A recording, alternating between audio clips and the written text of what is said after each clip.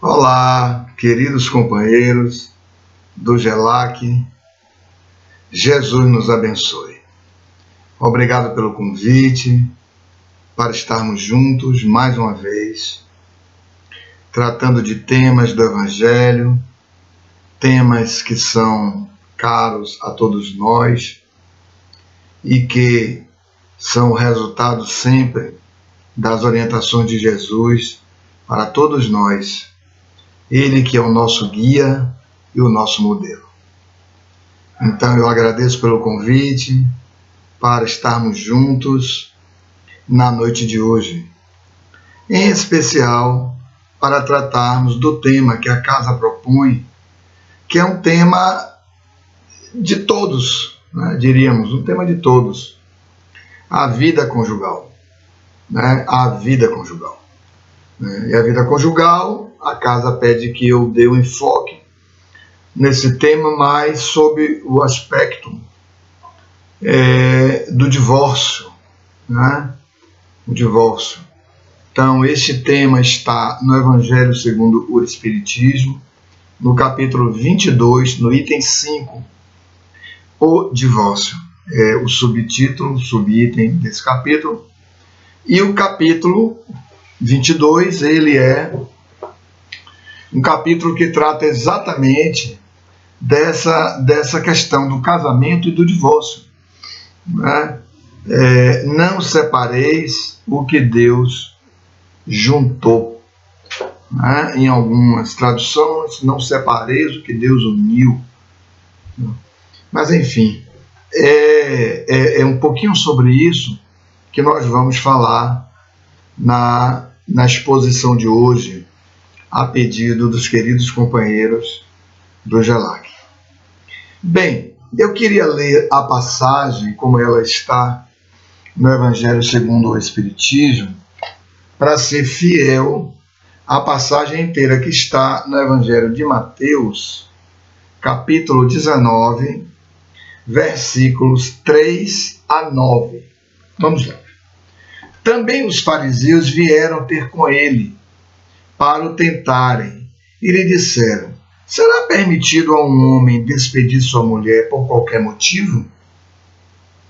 Ele respondeu: não lestes que aquele que criou o homem desde o princípio os criou macho e fêmea? E disse: por esta razão o homem deixará seu pai e sua mãe e se ligará à sua mulher, e não farão os dois senão uma só carne?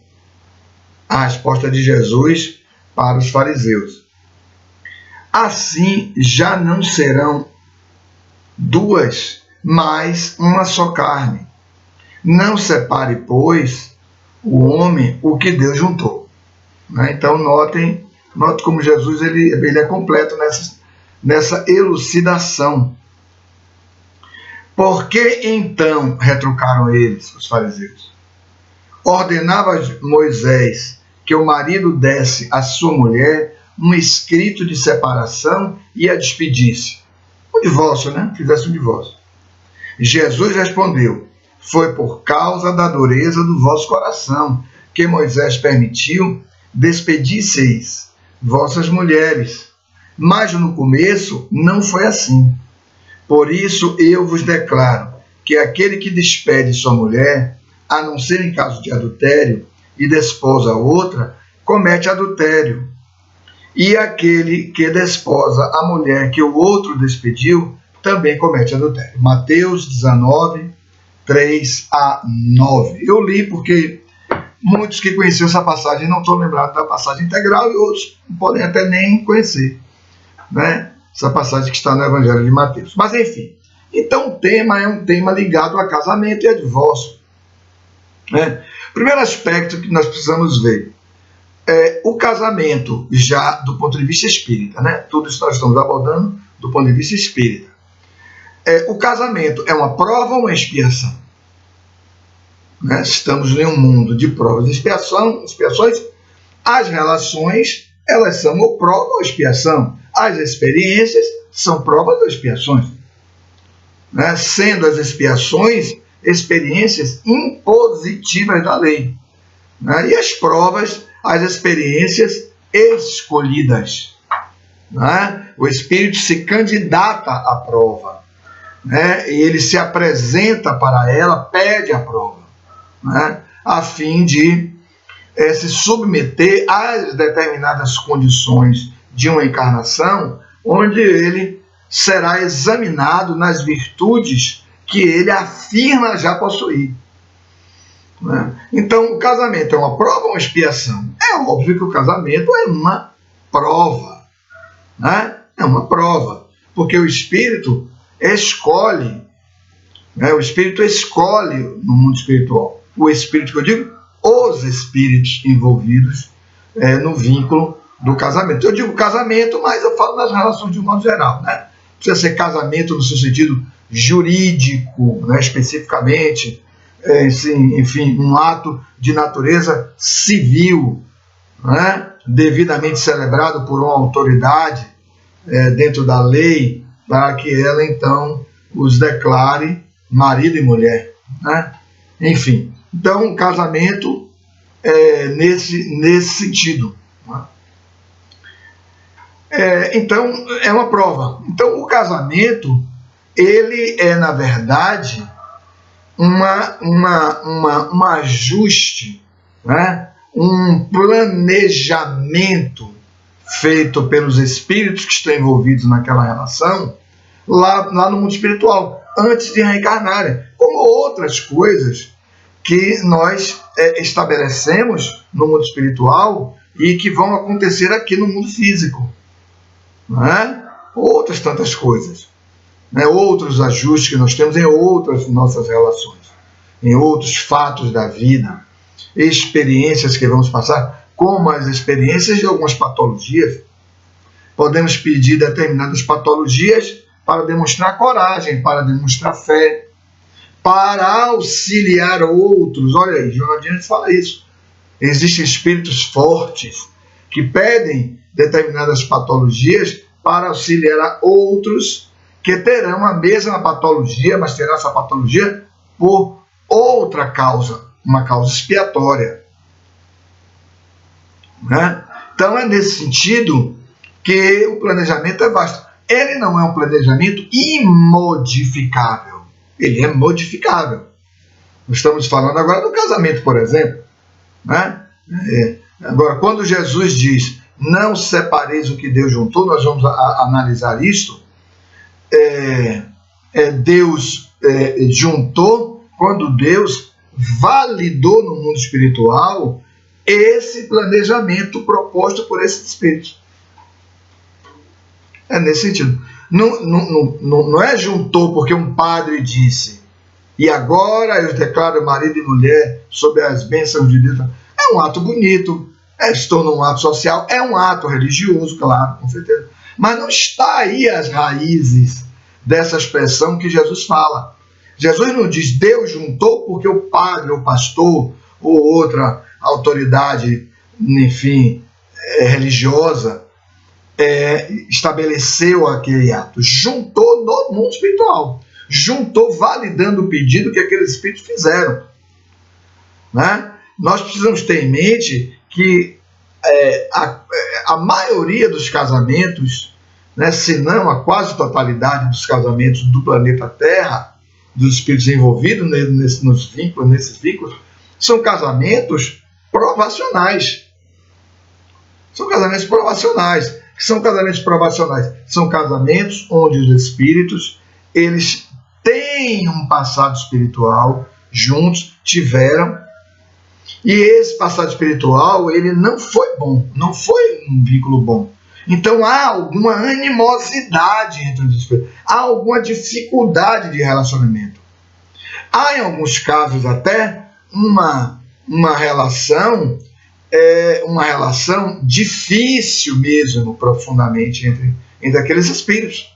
Eles estão submetidos ao esquecimento do passado, porque quando reencarnamos, somos submetidos ao esquecimento do passado. Entretanto, as matrizes energéticas que estabelecem no nosso psiquismo as relações que tivemos com as pessoas, essas matrizes, elas estão vivas em nós.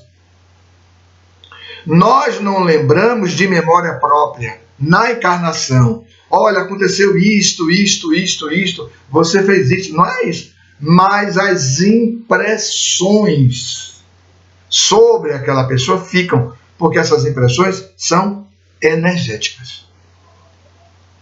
Então, quando a pessoa surge no panorama da encarnação, já dentro desse planejamento reencarnatório, ela emite uma onda. Né? Essa onda é captada pelo nosso sistema, né? Pela nossa estrutura mental. A mente é todo um agregado energético composto por núcleos energéticos que estruturam este compartimento do indivíduo. E então aquela vibração ativa e encontra em nós a vibração que está registrada, que também vem para o campo externo. Né? Vem para o campo externo. Então nós começamos a ter, de certo modo, nos casamentos provacionais, um certo reconhecimento do outro. Quando esse reconhecimento se dá logo, e o indivíduo percebe e começa a captar essa dificuldade com o outro, muitas vezes ele sequer casa. Ele sai antes, ou ela, né? Ele ou ela, né? Sai antes do vínculo. Né? Um daqueles espíritos envolvidos na relação não se sente seguro por isto ou por aquilo, e enfim, e sai da relação.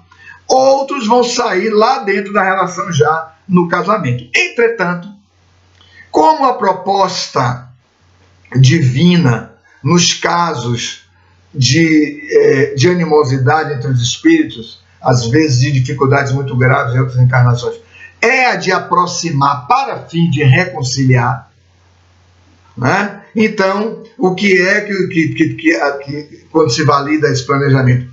Tudo é montado, pensado, estruturado para aproximar esses espíritos, a fim de que eles então decidam se querem realmente viver juntos dentro de um vínculo matrimonial, ou se vão desistir, ou muitos podem desistir, como nós já dissemos antes, dentro do próprio vínculo, que aí já seria o divórcio. Né? Mas a proposta é uma proposta de se estabelecer uma afeição um pelo outro. Uma simpatia entre esses espíritos. Porque, amigos, ninguém é mau. Ninguém é essencialmente mau. O mal é uma expressão, é uma vivência, é uma manifestação transitória do espírito. É transitório. Há 600 anos ocorreu isso. Mas agora a dinâmica, a proposta é uma outra. São espíritos que tiveram outros vínculos, outras relações, outras experiências. Né? Podem não permitir mais que essas animosidades ganhem vida nos seus psiquismos, desfavorecendo o vínculo. Mas, ao contrário, podem estabelecer, sim, uma afeição pelo outro, um pelo outro. E aí estabelecer mesmo e se desenvolver mesmo um ato de amor, né? Uma vivência de amor. Que essa é a proposta desse encontro. O amor é a lei da vida. Então essa é a proposta do encontro. A fim de que dentro deste vínculo e dentro dos processos de maturação daquela relação, possa haver mesmo uma entrega emocional.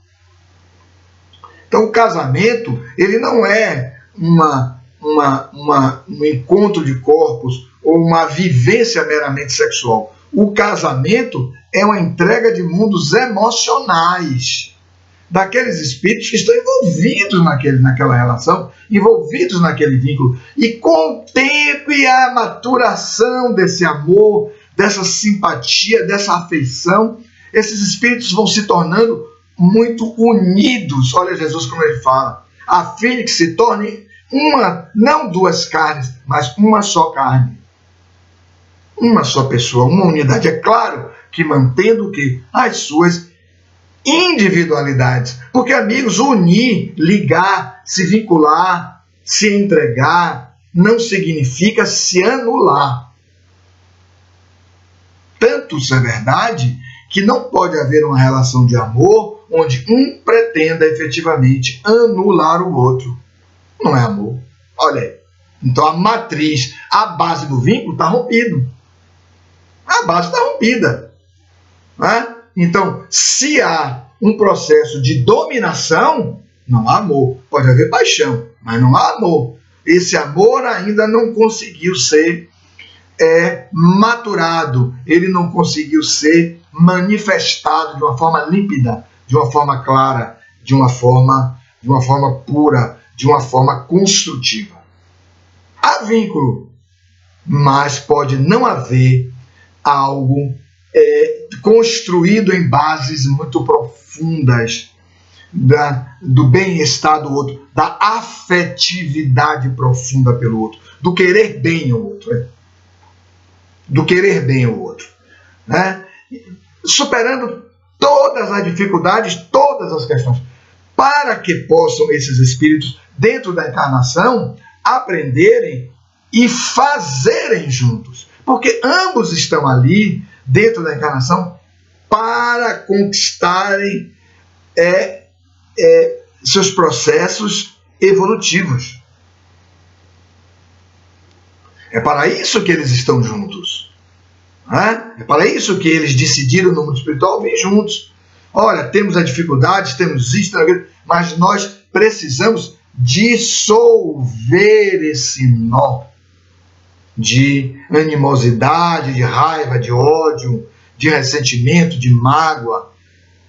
Porque já há um vínculo entre esses espíritos, mas há um vínculo de natureza inferior. Né? A proposta é esqueçam, somos submetidos ao esquecimento passado, e eles vão fazer o quê? Construir, ressignificar essa relação a partir de dois corações que querem fazer isto. Dois corações que querem amar. E Deus permite que outros corações, que são os filhos, venham para enriquecer esse vínculo, embelezar esse vínculo e tornar esse vínculo cada vez um vínculo dos dois. Né? Porque ninguém é filho de um só. Né? Ninguém é filho de uma só pessoa. Você é filho de duas pessoas. Né? Então, se são pessoas que se amam, esse amor se projetará sobre a prole, se projetará sobre os filhos. Então, não separeis o que Deus juntou, exatamente não separar esta aprovação, esta validação deste compromisso que foi pedido a Deus para que se desse assim, e Ele concedeu que fosse assim. E é nesse fazer juntos que esses espíritos envolvidos nesse processo da formação da família, eles vão ganhando cada vez mais simpatia um pelo outro e afeição, e vão estabelecendo vínculos muito profundos. Esses vínculos, eles se derramam sobre todos os outros vínculos que a pessoa tem. É algo muito curioso isto. Né? Então, quando se está bem neste vínculo, né, pode até se estar mal em tantas relações profissionais, relações com o próprio corpo, porque há patologias, né? Há patologias, mas se você está ali em um vínculo onde há um amor, né? Onde há um cuidado recíproco, né? Você tem mesmo condições de estabelecer determinados campos de resistência moral para enfrentar a patologia, para enfrentar situações difíceis da vida, o desemprego, a perda de pessoas queridas, não é? Enfrentar determinadas dificuldades sociais, não é? Determinadas dificuldades sociais, enfrentar dificuldades dentro do campo da sua família, porque você tem um vínculo de sustentação, que é o vínculo do casamento, é o vínculo da ligação, é o vínculo da união com o outro. Você vê no outro um porto seguro, e ele vê em você também um porto seguro, para realizarem juntos e vencerem juntos as provas da encarnação. Não é fácil estar na encarnação. Isso a gente já sabe. Né? Nós somos espíritos que nos candidatamos a estarmos reencarnados no período dessa pandemia do coronavírus. Nós sabíamos que íamos estar aqui. Né? Nós sabíamos disso. Então, na verdade, vencemos a prova muito simples. Mas nós não vencemos porque não morremos apenas fisicamente. Vencemos porque aqueles que conseguiram dar um significado espiritual à pandemia, venceram.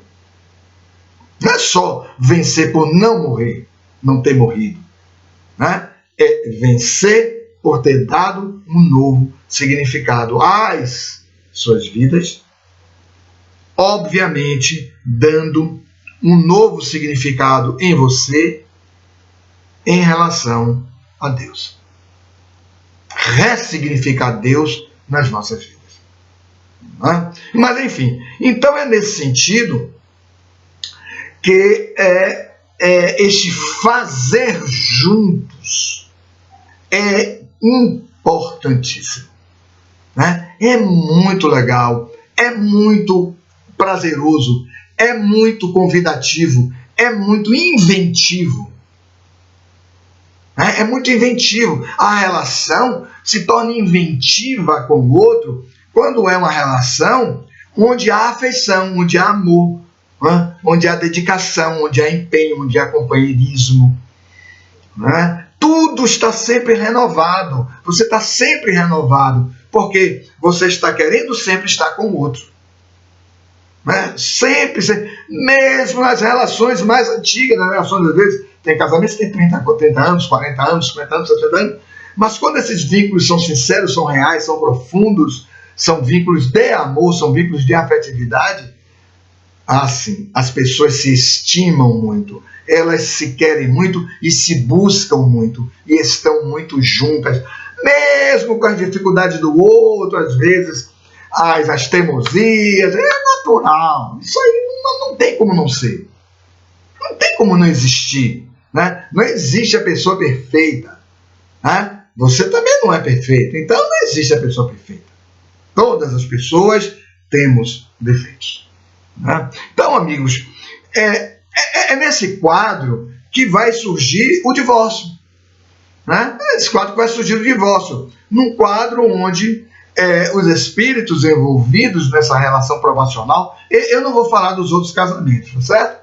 Mas do ponto de vista espírita, existem outros casamentos, mas ficará um pouco extenso isso, né? Nós temos os casamentos acidentais, né? Os provacionais, que vimos agora, né? São aqueles vínculos estabelecidos como meio de prova mesmo, o próprio nome já está dizendo, como meio de prova, para os espíritos vencerem essas suas dificuldades internas de amar e amar o outro, e aí vencem, que fazem juntos e constroem juntos e transmitem esse amor para os filhos e para todos que estão em torno do casal. Há casais que inspiram e sustentam outros casais nos vínculos. Não é coisa muito séria isso, não é? Então, há os casamentos acidentais, os provacionais, os sacrificiais, né, que são aqueles vínculos onde há um desnível evolutivo entre os espíritos envolvidos.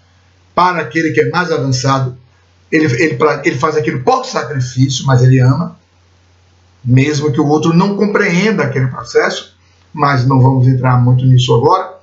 Existem os casamentos afins, né? Os casamentos afins são casamentos de espíritos que já têm uma grande maturidade, né? Casamentos de espíritos que têm uma grande maturidade, eles se casam para procederem, fazerem juntos determinadas relações de um caráter mais geral, né? Caráter mais geral. E existem aqueles casamentos mais elevados ainda, né? São casamentos de espíritos que, na verdade, eles praticamente não fizeram uma união com um propósito físico, corporal, sexual, às vezes não tem nem filhos, mas estão juntos porque eles estão ali administrando uma obra do bem, uma obra de caráter muito geral. Pode ser até na área da política, né? Espíritos que se vinculam, que se ligam, é da área política, faz um trabalho político belíssimo, grandioso, dedicado à sua sociedade, à sociedade em que ele vive, etc. E o outro dá sustentação.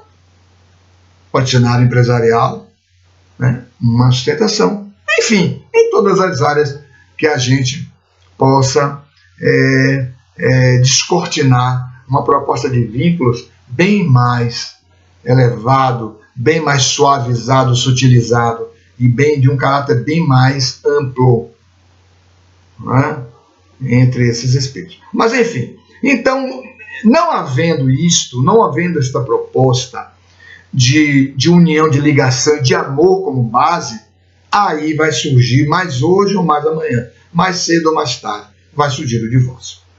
Vai surgir o divórcio. Que Kardec afirma no capítulo 22 do Evangelho segundo o Espiritismo, que, na verdade, o divórcio é a legalização de uma situação que, de fato, já ocorre. Aqueles espíritos estão, às vezes, na mesma casa, etc., mas já estão separados nos corações. Já estão divorciados. Já estão separados. Não houve a manutenção do vínculo. Esse vínculo, na verdade, se rompeu. Ele se rompeu. Jesus chega ao ponto, e vocês viram a leitura que nós fizemos, que ele diz assim: não separeis o que Deus juntou. Já examinamos isso. A não ser em caso de adultério. Olha aí. Ele está falando do adultério no sentido de adulterar, trair fisicamente o parceiro ou a parceira? Não. Não é apenas nesse sentido físico. O adultério aí, a gente precisa expandir um pouquinho essa ideia de adultério, mas o adultério aí é todo ato, todo fato, toda movimentação interna que visa introduzir uma alteração, uma alteração naquilo que era original. No caso, uma alteração num pacto original. As pessoas podem tomar de um determinado produto, um refrigerante, destampa o refrigerante e põe água. Ele adulterou o produto.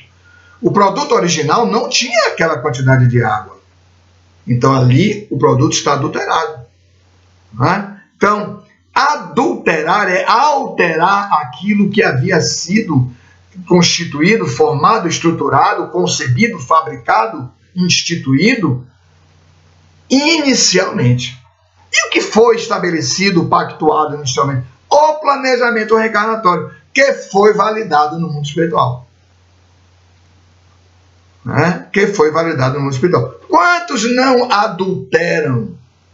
Pedem no mundo espiritual a mediunidade, é concedida a mediunidade. Então, o perispírito daquele espírito é trabalhado, para que ele possa fazer certas captações, certas incursões, desenvolver certa sensibilidade para, quando estiver encarnado, poder converter o que ele capta no invisível, no mundo espiritual, por assim dizer, ou nas emanações de uma mente, de um espírito comunicante, ele possa captar, traduzir e repartir.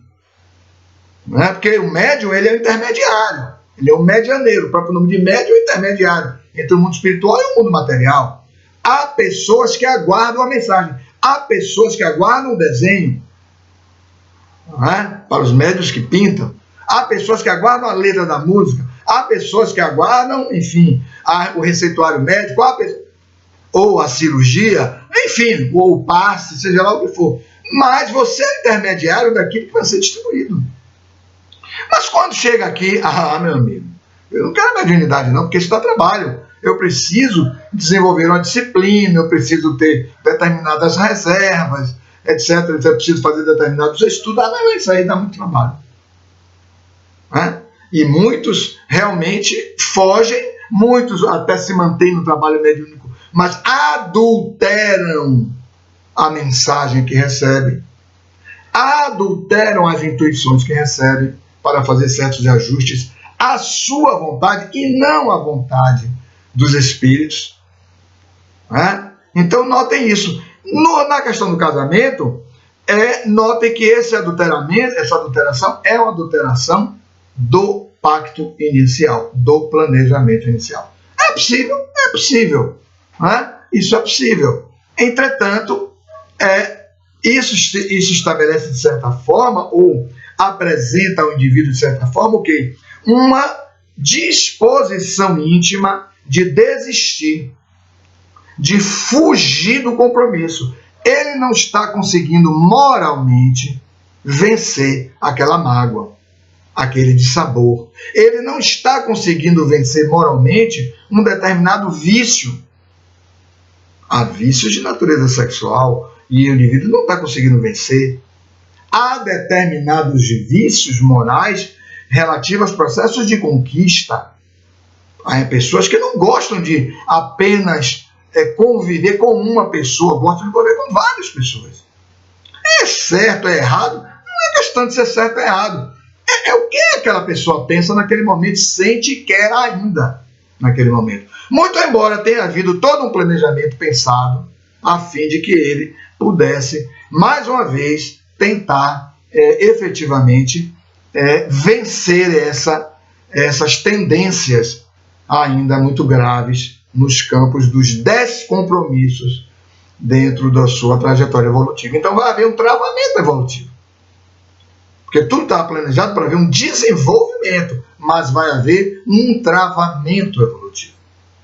Né? Então, amigos, enfim, toda essa vivência ou indisposição para cumprir o compromisso, que nós vamos chamar de fuga, né, e de fuga moral, vão gerar determinadas consequências e que o indivíduo precisa pensar. Né? As pessoas envolvidas no divórcio precisam pensar. Ela precisa pensar. Eu fui o sal para aquela pessoa? Você tem que perguntar a você mesmo. Não pergunte a ninguém. Se você perguntar a alguém vai dizer assim, alguém que gosta de você. Não, ele é aquele errado mesmo. Então, ela é aquela errada mesmo. Não pergunte a ninguém. Isso é algo que você tem que fazer, estabelecer no seu campo íntimo. É uma questão sua para você mesmo. Então a pergunta é, eu fui o sal? Porque Jesus no Sermão da Montanha diz assim, vós sois o sal da terra. Ou seja, nós somos aqueles que damos sabor às nossas relações. O que é que o sal faz? O sal conserva, né? Conserva os alimentos, conserva as relações. Quando ele diz, vós sois o sal, nós conservamos as relações. Nós conservamos as relações. Né?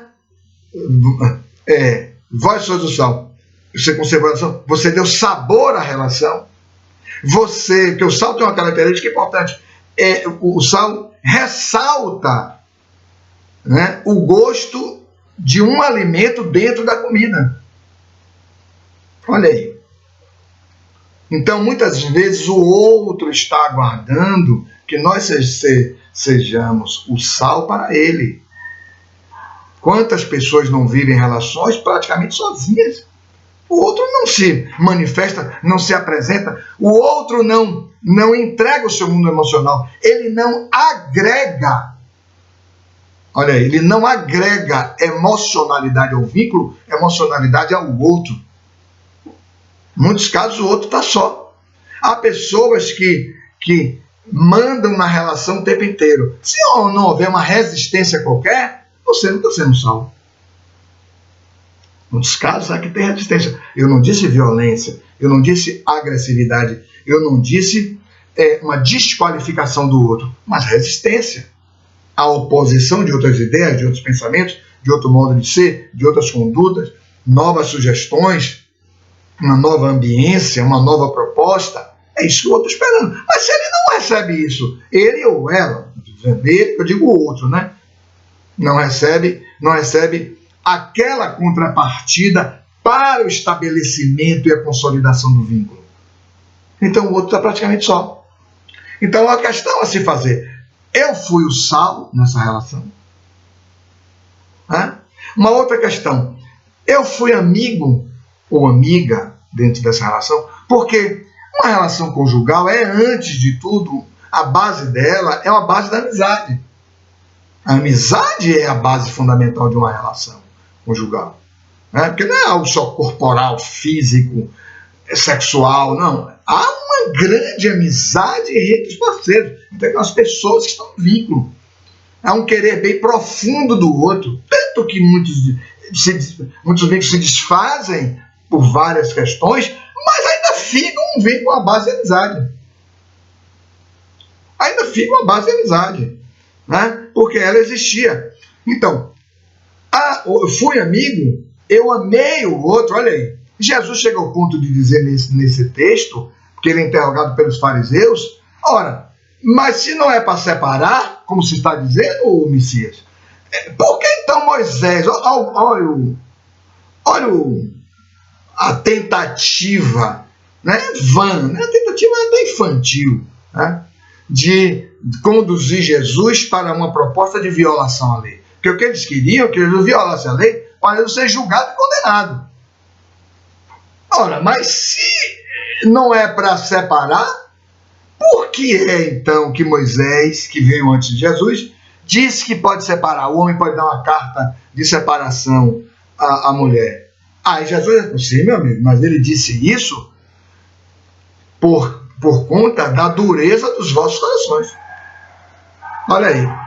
Corações duros, corações que não amam. Corações duros não criam vínculo. Não tem como criar vínculo em pessoas duras. Brigas, disputas, agressões, violência, não há vínculo. Até tem um casamento, uma autoridade celebrou o casamento. Mas não há vínculo. Não há vínculo real, não há vínculo de profundidade, não há amizade, não há bem-querer do outro, não há um bem-estar coletivo no lar, que é um lar saudável, um lar onde o amor vige, vigora entre as pessoas. Então normalmente, quando não há uma maturidade daqueles que separam, há imputação de culpa. O outro é culpado, né, no processo psicológico de transferência. Você transfere para o outro, mas você não é culpado. Ele é culpado, ou ela é culpada. Aí você vai encontrar pontos, dificuldades que a outra pessoa experimentou, próprios dela mesma, natural da pessoa, e vai elevar aquilo ao grau para justificar um divórcio ou uma separação. E nisso, a prole, né, os filhos sofrem. Os filhos sofrem. Eles vinham dentro também de um contexto de proposta para crescimento. Aí há toda uma base, uma desestruturação daquele vínculo. Né? Há toda uma desestruturação. Há também espíritos que vêm observando, acompanhando aqueles outros que reencarnaram para se encorajarem à reencarnação. Muitos até desistem dos casamentos, desistem dos vínculos, não querem reencarnar, percebem que as coisas não são tão simples assim. Nós somos observados sempre. Nós não somos seres isolados. Não somos seres isolados. Quando a gente vê muitas vezes pessoas praticando atos de adultério dentro das suas profissões, por exemplo, políticos que desviam verbas, né? Eles pegam as senhas que têm, ou administradores públicos, e transferem quantias para outros países, outros lugares, e lá dividem com seus comparsas. Olha, vou fazer agora, ninguém está vendo, ninguém... Meu Deus do céu, meu Deus do céu, meu Deus do céu, é muita ignorância espiritual. Estão todos vendo, porque todos nós estamos sob exame. Todos estamos sob exame. Não há quem não esteja sob exame. Todos estamos sob exame, dentro daquilo que nos foi confiado. O fato de estarmos sozinhos em determinado momento não significa dizer que não estamos sendo vistos. Não só vistos pelos espíritos, mas vistos pela consciência, onde Deus se expressa para nós. Então, aquilo que nós desviamos de alguém ou tomamos de alguém, na verdade, não tomamos de alguém. Não estamos tirando nada de alguém. Estamos tirando de nós mesmos o quê? A oportunidade de fazer o melhor. Amigos, não nos enganemos. A matéria é campo de exame, é transitório. Não ter recursos financeiros, desenvolvimento econômico, potência financeira, ou ter potência, todos nós sairemos do corpo físico e deixaremos todos esses recursos aqui. Esses recursos pertencem ao mundo físico. em dado momento nós sairemos desses recursos, eles não estarão mais conosco.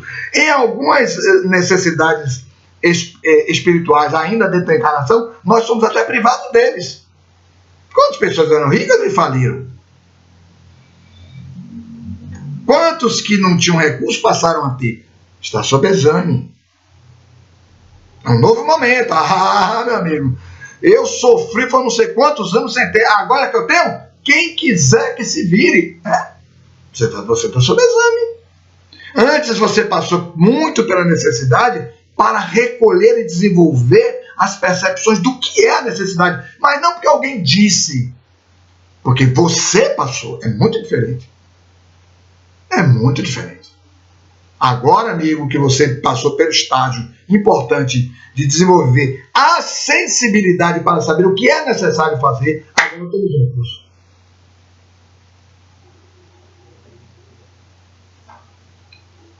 Mas, enfim, já estamos entrando por outros caminhos. Mas eu estou trazendo isso para nós vermos o quanto todas essas relações estão interligadas dentro desse processo de adulteração da encarnação.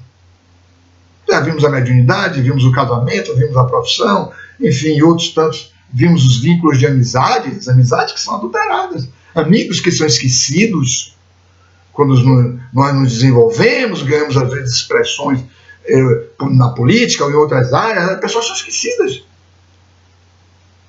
É uma adulteração de um vínculo. Né? Mas, enfim, então, amigos, eu queria deixar essas breves reflexões. Joana de Ângeles, eu queria destacar 2 obras de Joana sobre esse aspecto do divórcio. A primeira obra é uma obra bem mais antiga, Após a Tempestade. Após a Tempestade, ela tem um capítulo que ela vai falar sobre o desquite. O desquite, muitos são jovens e talvez não sabem o que é. O desquite era uma forma de separação muito antiga que existia na nossa legislação, mas não havia o divórcio. O divórcio só veio a integrar o sistema jurídico brasileiro, o ordenamento jurídico brasileiro, no ano de 1977. Aí passou a ter a separação judicial, você levava um período e tal, separado judicialmente, para 3 anos depois, salvo engano, você então pedir a conversão no divórcio. Hoje em dia, o divórcio é direto. Né? Hoje é direto. Casou hoje, pode divorciar o dia que quiser. Não tem nenhuma grande explicação, justificação, enfim. Basta você não querer mais o vínculo com aquela pessoa. Mas isso foi muita luta, né? Mas enfim, então Joana diz, nesse item, o desquite no livro Após a Tempestade, ela vai dizer assim, não seja você, ela vai dizer, para ser fiel ao texto, mantém-te no posto. Não seja você aquele que vai dar o primeiro passo para o divórcio, ou a separação, ou o desfazimento do vínculo. Bom, aparentemente, o que é que ela está, se você não souber uma interpretação mais aprofundada disso, você vai dizer que ela está dizendo, olha, você é obrigado a viver. Ela não está dizendo isso. Olha bem, mantém-te no posto. Que posto? O posto daquele que assumiu o compromisso de trabalhar pelo crescimento daquela outra pessoa. Esse é o seu posto. Perceberam essa interpretação como pode ser e deve ser assim? Na minha visão. Porque mesmo que haja o divórcio da parte da pessoa, você não vai obrigar uma pessoa a viver com você. Mesmo que haja o divórcio da parte da pessoa, o seu coração, as suas intenções íntimas, as suas disposições mais profundas, são as disposições da reconciliação. Mesmo que vocês não vivam mais juntos. Ele casou, ela casou, você casou, tem outro casamento, mas você tem um coração aberto para aquela pessoa. Mantém-te no posto, neste posto. O posto daquele que quer a reconciliação. Em uma outra obra, mais recente, mas também até alguns anos, que é Jesus, o Evangelho à Luz da Psicologia Profunda, num capítulo que ela fala sobre exatamente o divórcio, ela vai dizer, ainda bem que surgiu o divórcio para dissolver as uniões infelizes. Entenderam? Então a união, às vezes, é infeliz. Mas na verdade, como ninguém é obrigado a viver com ninguém, porque o próprio Jesus disse, não separeis o que Deus juntou, a não ser em caso de divórcio, no caso de adultério. O outro desiste do compromisso. O outro desiste do compromisso. Você não é obrigado, a pessoa não é obrigada a conviver com você.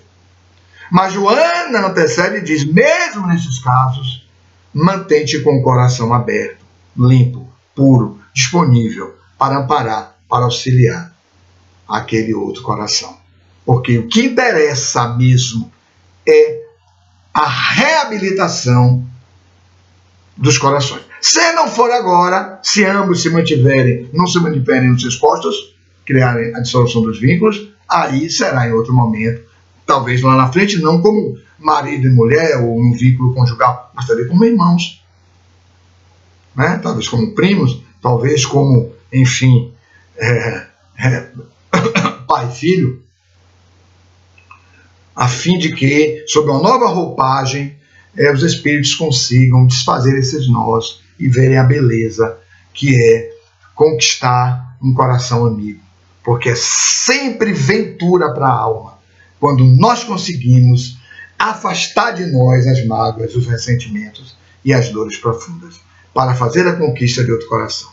Nunca nos esqueçamos, se alguém nos ofende, se alguém nos persegue, se alguém nos causa dificuldades ou constrangimentos, não nos esqueçamos. Essa pessoa faz isso porque ela não está bem.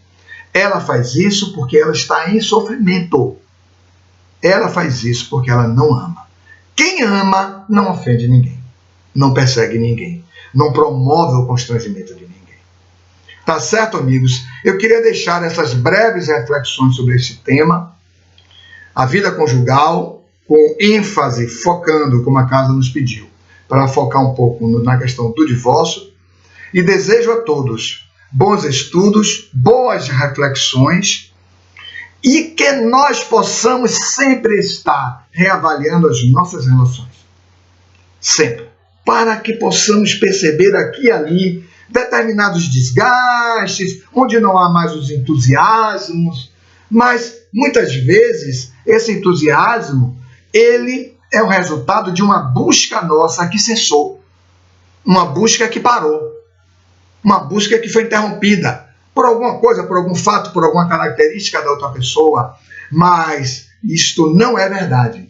O outro, o coração do outro, ele é um campo tão profundo, é um campo de uma imensidade tão grande, de uma beleza tão rica, que se nós aprofundarmos as nossas sondas investigativas com o amor e com a delicadeza natural, nós encontraremos esta beleza e o vínculo estará sempre se renovando.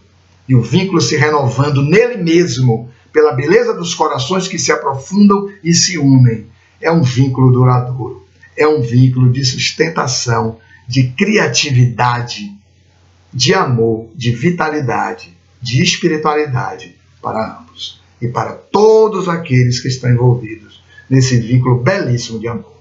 Paz para todos.